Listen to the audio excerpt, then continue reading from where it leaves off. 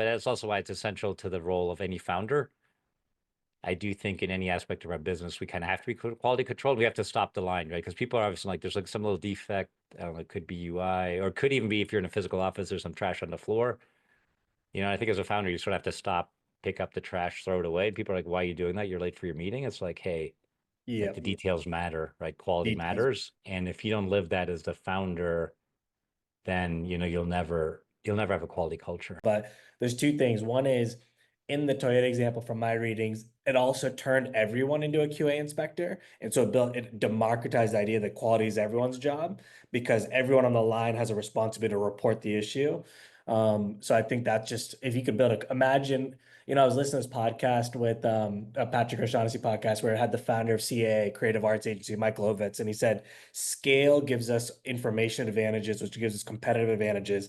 And I think about it, if you have a 10,000 person org or a 1,000 person org, while scale has its variety of disadvantages, a way you could turn it into an advantage is using all those people to be this like sensor system to drive quality feedback from all their experiences. Like if you're Nike, anytime you're a Nike employee and you try on your Nike shoe, how do you tell your company about quality defects? And so I think about that Toyota example as like, how do you democratize quality to be everyone's job? And our job, the software we're trying to build is going to be trying to create more of that as the default norm. Actually, you're really right, Vasu. And I think Ford and GM, they would just have a QA department at the end of the line. They'd inspect the final car, find the defects, and then try to rework them, fix them on the back end if needed. And you're right, core to the Toyota, at every workstation, the worker would have a caliper. They'd have some way to measure it, and they would be doing that statistical process control at each step of the process, Yeah. each employee.